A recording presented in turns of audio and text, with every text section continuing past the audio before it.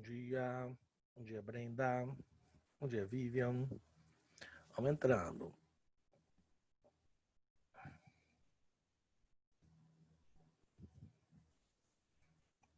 Bom dia, Letícia. Bom dia, Julian. Bom dia, Ana Flávia. Bom dia, Gustavo. Bom dia, Bárbara.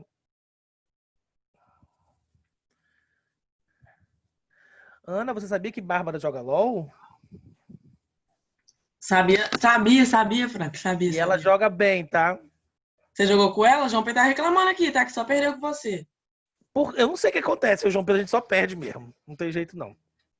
Ah, mas no início ele só ganhava, que ele falava aqui. Pois é, mas nós jogamos, não sei, eu fiquei tentando, o último jogo que a gente perdeu, nem entendi o que aconteceu. Gente, olha só, bom dia para vocês, né? Enquanto o pessoal tá entrando, essa semana eu estava trabalhando com filosofia, com ensino fundamental, e acabei trabalhando uma animação com eles, que é a animação da Senhora dos Biscoitos. Vocês já viram? Que ela pega os biscoitos aqui, enfim, que ela tem uma confusão com os biscoitos. Eu não sei se vocês já assistiram, se vocês não assistiram, eu vou passar para vocês agora porque é uma graça a animação, tá? Deixa eu compartilhar aqui com vocês, está aqui em algum lugar. Aqui achei. É muito boa essa animação, gente. Eu não sei se eu tenho que pausar isso, se tem direito autoral. Será que tem? Bom, enfim, acho que não tem não, porque os outros ninguém reclamou. É só enquanto o pessoal vai entrando, tá? Quem tá aqui já assista a animação, que é uma graça.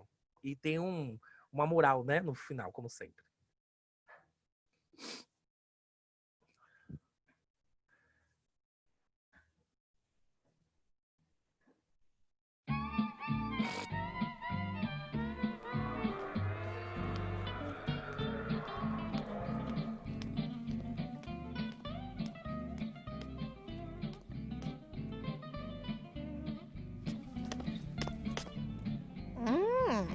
Se alguém já assistiu, dá um aí, coloca no chat, já assistiu.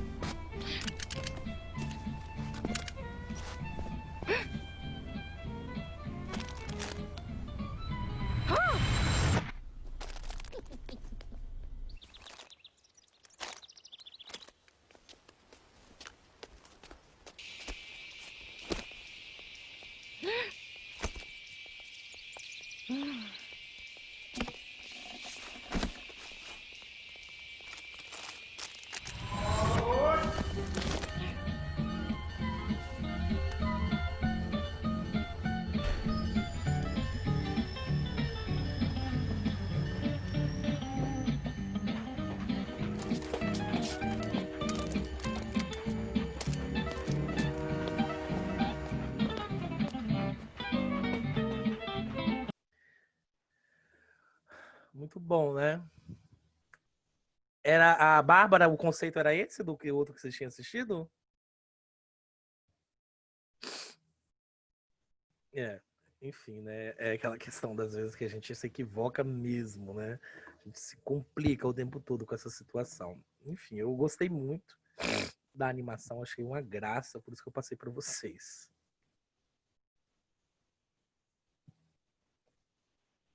Ah, tá, ok. Eu não vi não esse. Deixa eu... Espera só um pouquinho. Vamos pro nosso livro agora, né? Deixa eu interromper. Nós estamos lá no capítulo 15, tá, gente? Cultura e sociedade. É o nosso conteúdo hoje. Capítulo 15, não, desculpa. Capítulo 16, aula 16. Deixa eu fechar isso aqui. Tô achando que tem pouca gente na aula hoje. 21 só. Falarmos de cultura e sociedade, né, gente? Quando a gente fala sobre a questão da formação de sociedade, é algo que a estrutura, a maneira como nós nos organizamos, de que forma que essa sociedade influencia ou não influencia, se ela é natural ao ser humano ou se ela não é natural ao ser humano, como que ela se constrói, como que ela se estrutura, ou seja, debater sobre sociedade é algo que está presente dentro da nossa estrutura desde a antiguidade clássica, né? Quando começou-se lá com sofistas, com filósofos, pré-socráticos, a gente já começou a querer entender essa sociedade, né? Ela é natural, ela é artificial, como que ela interfere na nossa vida coletiva? Ela interfere na nossa moralidade? A sociedade interfere no indivíduo ou é o indivíduo que interfere na sociedade, né? Como que se constrói essa cultura? Como que se formam essa sociedade? Os sofistas, lá na antiguidade, os grandes arquirrivais de Sócrates e Platão, eles já entendiam, quando falavam de sociedade, que a polis, então, era uma convenção criada por pessoas, né? Porque, querendo ou não, seria mais útil viver junto do que isolado. Eles afirmavam que era isso, né? As pessoas compreendiam que melhor com ele, pior sem ele. Vamos fazer um resumo assim. Na percepção dos sofistas, né? Então, para tentar conviver de maneira pacífica, criou-se as leis, né?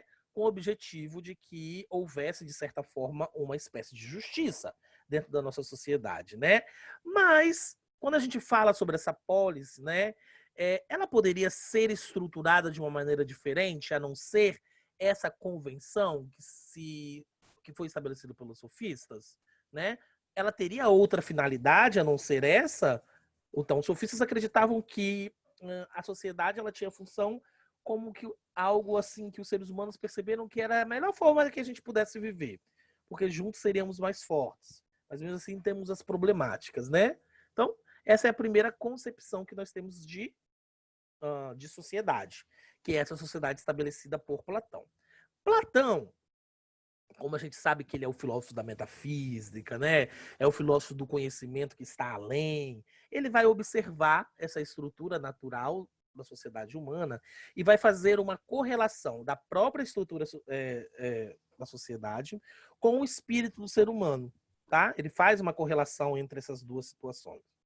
Então ele vai falar que a alma humana seria dividida em três partes, né? A parte que deseja, buscando aquela satisfação relacionado aos desejos, os prazeres do corpo. A parte cólerica, que é aquela que protege o corpo, né? E a parte racional, que é aquela que busca o conhecimento, tá? Então, ele divide aí essa estrutura que a gente chama de estrutura platônica. Racional, irracível e concupiscente. São essas três partes aí da alma do ser humano. Então, do mesmo modo que se estrutura essa alma do ser humano, a sociedade e a polis, segundo Platão, também estaria dividida entre a parte econômica, que garantia a sobrevivência material da sociedade, a parte militar, que buscava a proteção dessa própria sociedade, e a parte dos magistrados, que visava elaborar as leis, organizar a sociedade, tentar fazer que a coisa funcionasse, tá bom?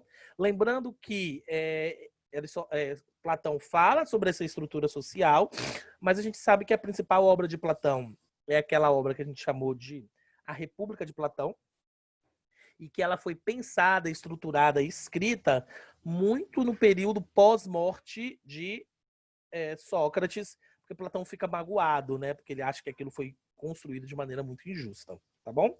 Então, Platão fala de estruturas sociais dessa forma. Ele vai falar muito sobre construção de sociedade. Lembrando que nós já tivemos aulas de Platão, e aí, de maneira revisional, a gente tem que lembrar que Platão pensa a sociedade como aquele filme Divergentes, né? Cada um se estruturando, se estabelecendo em um momento. A sociedade de Platão é aquela, segundo ele, que não há necessidade da presença da família. É essa própria sociedade que vai se construindo e se estruturando de outras formas, tá bom? E aí, dando continuidade a esse pensamento, né, a essa estrutura dessa sociedade, Aristóteles vai falar que o ser humano, em sua essência, assim, a máxima, né? A gente fala muito de máximas de filósofos.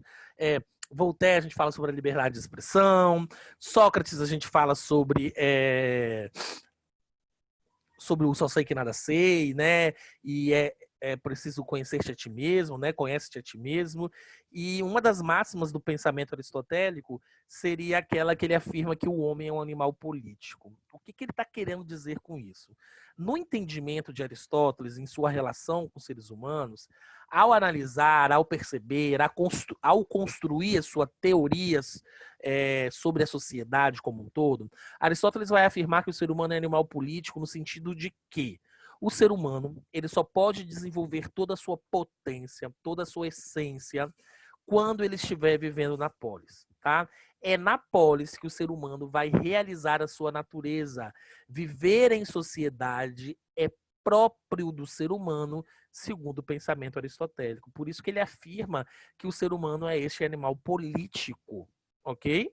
Então, ele fala que essa cultura que se desenvolve dentro dessa sociedade, né, ela se constrói através desses contatos, dessas buscas, dessas percepções, né? Lembrando que o pensamento aristotélico se vai mais pautado dentro da filosofia empirista, que é aquela que valoriza muito ao conhecimento adquirido através das nossas experiências, ok? Então, muito contato em relação a isso. Ainda falando sobre sociedade, quando a gente chega no século XVII, vão começar a se formar as teorias daquilo que a gente chama sobre o estado de natureza do ser humano, né? Que vão se formar o pensamento dos contratualistas. O primeiro deles será Thomas Hobbes, né? Mas depois outros filósofos, de certa forma, vão formar esse pensamento, essa estrutura, em resposta ao pensamento de Thomas Hobbes, tá? Então nós vamos ter o pensamento de Hobbes, vamos ter, de certa forma, um pouco o pensamento de Locke e vamos ter também o pensamento de Jean-Jacques Rousseau. Tá? Os três vão falar um pouco sobre essa estrutura, sobre esse contato, sobre o que seria o estado natural do ser humano, ok? Enquanto, nesse sentido, nós vamos ter aí um embate de ideias, uma divergência de opinião entre Thomas Hobbes e Jean-Jacques Rousseau, que enquanto Thomas Hobbes fala que o homem é o lobo do homem, Jean-Jacques Rousseau afirma que o ser humano seria um bom selvagem, tá? Mas todos eles, de certa forma, vão tentar pensar em sociedade, em construção, em contato, vamos dizer, em relações sociais, ok? Então, mas antes de qualquer coisa, todo contratualista, antes de elaborar a construção da sua ideia de sociedade, ele parte do conceito do estado de natureza, tá? Ou seja, o que seria o estado de natureza? É o ser humano ali, no momento que ele nasce, sem nenhuma influência de coisas que estão relacionadas ao seu entorno. E aí eles começam a pensar e debater. Naturalmente, o ser humano seria o quê? Sem influências externas. O que seríamos? Né? Qual será que é a essência do ser humano? O ser humano tem essência?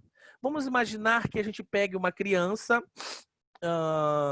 e de certa forma ela consiga sobreviver, mas que ela nunca tenha contato com nada que esteja relacionado à nossa sociedade. Como se dá a construção da racionalidade, do comportamento, da moralidade daquela criança, se ela for crescendo de maneira isolada? O que seria, então, o próprio do ser humano? O ser humano tem um próprio? O ser humano copia as outras coisas?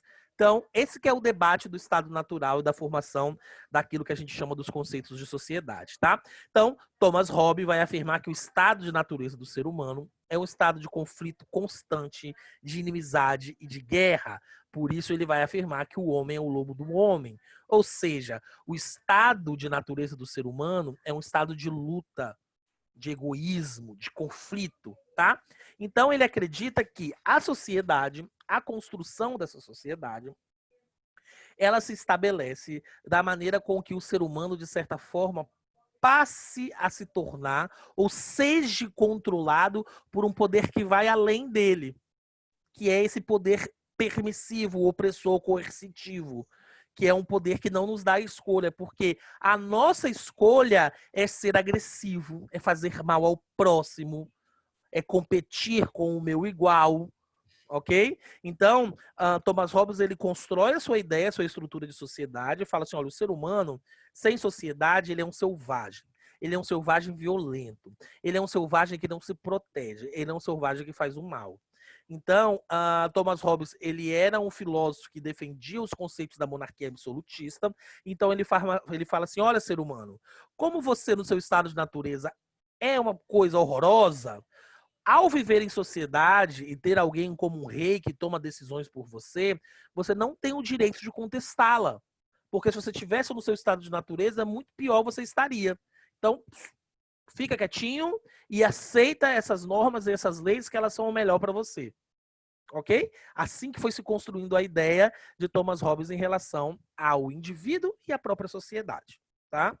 Nós vamos ter outros pontos, outros caminhos em relação a esse pensamento, mas em resumo, Thomas Hobbes é isso. Quando a gente chega já, né, na contemporaneidade, já nesse período pós ou período próprio da Revolução Industrial, Karl Marx também vai falar sobre o ser humano em sua sociedade. Ele afirma que o ser humano ele é um ser social, que ele tem essa ideia, ele tem essa necessidade de viver realmente em sociedade, mas ele fala que toda a relação e construção do ser humano se dá através dos meios de produção e da vida a vida material que ele fala, né? Então, para Karl Marx, as relações sociais, as relações comunitárias, as relações sociológicas, elas vão se estabelecer sempre numa contraposição da formação e da produção da matéria, do produto, das relações do trabalho, tá? Então ele vai falar muito sobre essas duas ideias. E aí nós vamos ter vários filósofos falando sobre sociedade, né, gente? Mas assim, quase todos eles, de certa forma, vão compreender que a sociedade influencia o ser humano, da mesma forma que o ser humano influencia a sociedade. Essa mão dupla, realmente. E aí, o que nós vamos falar agora é muito importante, porque não é difícil de compreender, tá? Mas é algo que pode cair no Enem, que pode ser cobrado, tá? Que é um conceito estabelecido por Kant, tá? Kant, então, Emmanuel Kant, né? Que ele vai falar de tudo, terra, céu e mar, vamos dizer. Além disso tudo, ele vai formar o conceito de insociável sociabilidade. O que é isso? O que Kant está falando em relação à insociável sociabilidade? Ele fala assim, eu concordo com Sócrates não, com Aristóteles, quando ele fala que o ser humano é um animal político. É verdade que o ser humano tem uma tendência a viver em sociedade. É verdade que o ser humano se desenvolve melhor em sociedade. É verdade que o ser humano percebe que a sociedade pode o proteger e ele, de certa forma, vai influenciar sobre essa sociedade, tá? Então, ele fala que realmente a sociedade é algo positivo para o ser humano. Só que ele fala o seguinte, ó, ao mesmo tempo que o ser humano quer viver em sociedade, ele quer ser egoísta. Ele é insociável. Ou seja, o ser humano tem uma inclinação para viver em sociedade, mas ele tem uma resistência para viver de maneira harmoniosa. A harmonia é algo complicado para o ser humano. Então, vamos viver junto, mas eu quero ser melhor do que você. Vamos viver junto, mas eu quero me destacar. Vamos viver juntos, mas de certa forma eu quero explorar você. Ou seja, existe uma tendência dentro do ser humano e dentro dos indivíduos a brecar essa harmonia que seria o ideal da sociedade. Ok? Então, existe sim uma inclinação para viver de maneira social, existe sim uma inclinação para viver junto, os seres humanos, os seus, vamos dizer assim, semelhantes, só que ao mesmo tempo que existe essa inclinação da coletividade, existe um processo, uma inclinação do ser humano a individualizar-se o tempo inteiro, porque ele quer governar sozinho, não é verdade? Ele quer decidir tudo segundo o seu ponto de vista. Quem é que gosta aqui de compartilhar, de pensar, de ouvir o outro, né? Tudo isso é um problema, ok? Ou seja, o ser humano, em algum momento, principalmente na nossa sociedade atual, né, tem uma tendência a ficar ilhado, tem uma tendência a viver de maneira coletiva, uma resistência, desculpa, a viver de maneira coletiva, mesmo vivendo em uma sociedade. Qual é o grande problema hoje, né? Essa ideia da gente ficar isolado. Então, essa sociedade, o ser humano tem uma tendência de tentar dominar o próximo, tentar cobiçar e ser muito ambicioso, não é verdade? E aí nós temos muitos problemas dentro da nossa sociedade, ok? Então, Kant fala que essa insociável sociabilidade vai levar ao ser humano a caminhar na direção daquilo que a gente chama de cultura. Então, ao mesmo tempo que a gente tem consciência que a gente tem que viver com o próximo, a gente tem consciência que lá no nosso fundo a gente tem esse intuito da ambição, da cobiça, essas falhas que a gente chama falhas do ser humano, ok? Então, nós vamos ter, de certa forma, essa necessidade de viver de maneira universal, né? E todas as ações do ser humano, de certa forma, vão ter uma finalidade de construir, de fazer uma relação entre essa natureza e essa cultura. Então, esse conceito de insociável sociabilidade é exatamente a tendência de viver em sociedade, mas ao mesmo tempo que nós temos essa tendência, nós temos uma tendência de querer não respeitar a harmonia dessa própria sociedade. Parece complicado, né? Mas eu acho que é algo que a gente, quando a gente escuta Kant falando sobre isso, a gente aceita, a gente compreende. Vocês conseguem compreender o que ele está falando sobre isso? Vocês conseguem mais do que compreender, perceber isso no dia a dia da sociedade de vocês? Eu acho que eu vejo isso assim, normalmente. Vocês também conseguem observar isso? Do egoísmo, do ser meu, né? Aquilo que nós vimos ali da velhinha no começo do vídeo, né? A disputa do egoísmo. O menino não, né? O menino é aquele do compartilhar, do respeitar. Ele tem uma outra percepção de vida. Mas no vídeo que nós vimos no início da nossa aula, a gente consegue perceber exatamente essa disputa, essa individualidade dentro desse processo da sociedade que a gente fala que deveria ser algo do compartilhado, estabelecer de maneiras diferenciadas, tá? Alguém quer ler para mim esse pedacinho aqui? Que é a citação de Kant? Alguém?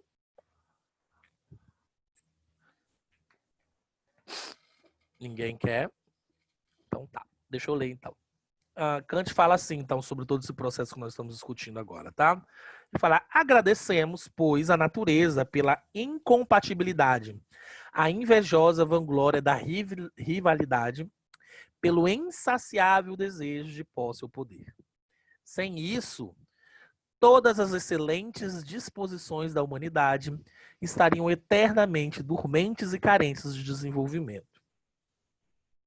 O homem quer concórdia, mas a natureza, que sabe melhor o que é bom para a espécie, quer discórdia. O homem quer viver cômodo e satisfeito, mas a natureza, que saia de sua inerte e inativa satisfação, para que se entregue o trabalho e aos penosos esforços por encontrar os meios como separação, de livrar-se sagazmente de tal condição. Os impulsos naturais encaminhados a esse fim, as fontes da insociabilidade e da constante resistência, das que brotam talentos males, mas também novas tensões de força, provocando o desenvolvimento mais amplo das disposições naturais. revelam a ordem de um sábio criador, e não a mão de alguns espíritos malignos que tivesse intervido perversamente em sua obra, o que a tivesse jogado a perder por inveja. E aí, o nosso capítulo hoje, ele entra um pouco em relação à cultura, né?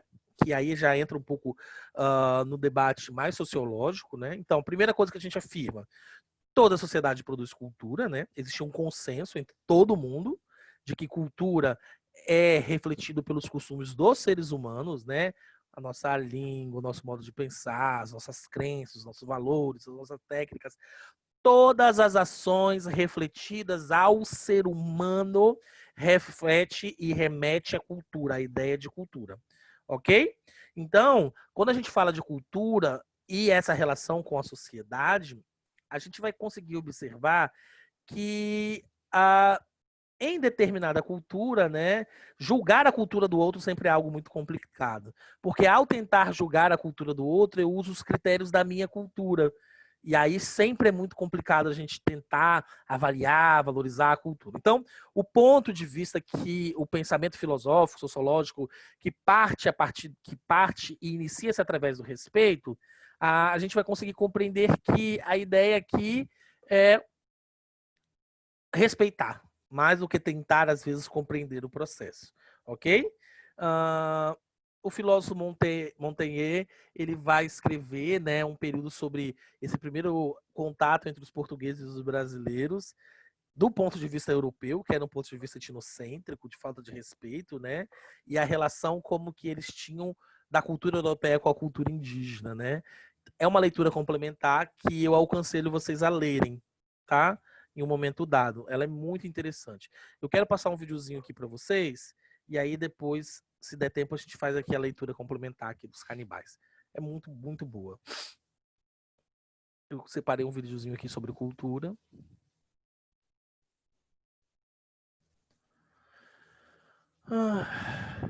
Vamos assistir.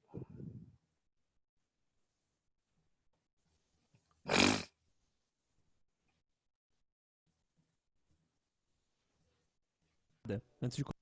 Está começando mais um Sociologia Animada. Antes de começarmos, dê um like no vídeo, compartilhe com seus amigos que estão estudando Sociologia e seja empático nos comentários. Cultura. Vamos lá. Pense em coisas relacionadas com essa palavra. Teatro, biblioteca, livros, cinema, universidade, escola, estudos em geral. É isso. Com certeza você aí pensou em várias outras palavras e também nessas. Porém, será que cultura é isso mesmo? Será que só alguém que lê livros é quem tem cultura? Cultura é muito mais do que isso, e está muito mais próximo do que pensávamos outrora. Para tentar esboçar ou construir uma compreensão do que é cultura, disporemos de alguns autores da antropologia, que é a parte da ciência que estuda o comportamento humano, enquanto social, a partir de sua cultura, e de suas respectivas perspectivas sobre o que é cultura. Durante certo tempo, acreditou-se que o ser humano era formado de camadas, semelhante a uma cebola. Temos a camada orgânica, a psicológica, a social, a cultural e por aí vai. Essa definição era para esclarecer o seguinte debate da época. Existe o ser humano puro, ou seja, de nenhum modo influenciado pela sociedade que se encontra? Existe a pureza da humanidade? O conflito era o conceito de cultura, o que influencia o ser humano, entre o conceito de homem, o que não foi influenciado pela cultura. Pensando o ser humano em camadas, era possível justificar uma compreensão de que o ser humano, em alguma camada sua, era puro, de natureza, nunca influenciado pela cultura, nesse caso, a sociedade. Então, o ser humano é ou não é influenciado pela cultura? Ruth Benedict dirá que sim. A cultura, para ela, é como uma lente através da qual o homem vê o mundo. Homens de culturas diferentes usam lentes diversas e, portanto, têm visões desencontradas das coisas. Para ela, a cultura é o modo como as pessoas enxergam o mundo e, a partir dessa maneira específica e única de perceber o mundo, agir também de determinada maneira específica na realidade em questão. Um exemplo simples pode ser o ato de comer. Existem várias formas de satisfazer a necessidade fisiológica de se manter saudável e alimentado. Comida crua, comida assada, saladas, carnes, tubérculos, vegetais, comer com a mão, comer com hashi, comer com talheres. Tudo isso vai depender de como enxergamos e nos relacionamos com o mundo. Clifford Geertz também concorda com a ideia de que a cultura molda o indivíduo. Ele é um antropólogo chamado de interpretativista, ou seja, ele irá dizer que temos que interpretar a cultura diferente da nossa. Mas fazer isso de que forma? Para ele, a cultura é como um texto, capaz de ser lido e, por isso, interpretado. Citemos o intelectual, abre aspas. O conceito de cultura que eu defendo e cuja utilidade os ensaios abaixo tentam demonstrar é essencialmente semiótico. Acreditando, como Max Weber, que o homem é um animal amarrado às teias de significado que ele mesmo teceu, assuma a cultura como sendo essas teias e a sua análise. Portanto, não como uma ciência experimental em busca de leis, mas como uma ciência interpretativa, à procura de significado. Geertz acredita que a cultura é uma teia de significados tecida pelo homem. Tudo que o homem produz, se tem um significado, é cultura. E será difícil algo sem significado criado pelo homem. Pois bem, se tudo que o homem produz tem significado, é a função da antropologia descobrir e desvendar quais são esses significados. Lévi-Strauss é o outro antropólogo que percebe a cultura de outra forma. Para ele, a cultura é um sistema de signos. Para compreender, expliquemos por partes. Sistema, nesse autor em questão, é um conjunto de elementos que estão relacionados de tal forma uns com os outros que formam determinado tipo de coesão. Nesse sentido, se um elemento desse sistema mudar, todos os outros mudarão. O exemplo mais simples que podemos utilizar, e que Strauss também dispõe, é o caleidoscópio. Nele, as pedrinhas estão organizadas de tal maneira que forma determinado desenho. Se dermos um peteleco, as pedrinhas vão se organizar de outra forma, e sendo assim, um novo desenho aparecerá. Percebe? É a relação entre os elementos que vai determinar a forma que esse sistema terá. Seguindo com a compreensão, o que é signo? De onde ele tirou essa ideia? Signo, nessa discussão, significa tudo que está no lugar de alguma coisa. Exemplificamos. Quando você diz cadeira, você precisa ter uma cadeira na sua frente para que a pessoa saiba do que você está falando? Pois bem, isso é signo. As palavras são signos. Elas remetem a algo que não é ela mesma. Signo é tudo aquilo que nos leva a algo e que tem um significado. Não faria nenhum sentido se eu dissesse relógio se ninguém tivesse a ideia do que fosse relógio. E nem de que esse instrumento fosse tão importante para a nossa localização no tempo e espaço. Compreendido? Então vamos caminhar mais um pouco. A partir dessa ideia de que a cultura é um sistema de signos, Strauss também acredita, assim como Geertz, que devemos nos preocupar em interpretar os sentidos de determinado sistema. Ele usa a palavra traduzir. E assim ele fez. Utilizou de uma análise dos mitos para perceber quais eram os elementos em comum entre os diferentes sistemas de signos, culturas existentes. Depois de tudo isso apresentado, novas ideias sobre como o comportamento humano é moldado pode ter surgido na sua cabeça. A antropologia, com seus vários intelectuais, pode ajudar você a encontrar algumas respostas. Nesse vídeo apresentamos apenas 3 perspectivas. Busque conhecer um pouco mais desta área do conhecimento e você vai se encantar. Até o próximo vídeo e tchau! Ah, gente, então, assim, em resumo, essa cultura realmente é algo que o ser humano constrói, ele mesmo se relaciona, ele mesmo se afeta, ele afeta o próximo, é uma mistura, né? É um processo quase que caótico a formação dessa cultura, né? Ela não tem um controle, ela não tem um equilíbrio e ela não se dá de maneira linear, pelo contrário, ela se constrói de formas aleatórias, tá? A gente já sabe que a gente não pode afirmar que os animais produzem cultura. Então, cultura é algo específico do ser humano. As nossas ações, as nossas realizações, os contatos que nós temos uns com os outros, vai se dar uma espécie de cultura. Professor, então qual é o limite da cultura? A lei. Para isso que ela está aí. Né? A nossa lei limita a cultura, limita as nossas ações. Não quer dizer que a gente aceita, né? E a lei, de certa forma, ela vem e ela é o acordo, né? E ela é aquilo que está acima de tudo, tá? Então a cultura, ela é importante, ela é respeitável, ela se vê de uma maneira diferenciada, mas ela bate na lei, né? A ideia realmente aí, o que freia esse processo de cultura seria a lei, tá? Nada pode ir além ou antes desse próprio conceito de lei, tá? Voltando aqui, então, nossos livros. Tentem fazer... Não vai dar tempo da gente fazer essa leitura aqui. Quer dizer, na verdade, até dá tempo, né? Mas eu acho que vai ficar um pouco cansativo se a gente fizer a leitura. É muito, muito, muito, muito legal a leitura aqui desse texto complementar, aqui dos canibais, né? Que nós estamos aqui observando, tá? Então, é interessante que vocês compreendam aqui o conceito dessa insociável sociabilidade, isso é um conceito interessante e importante, que isso fique presente dentro da nossa psique, dentro do nosso intelecto, né?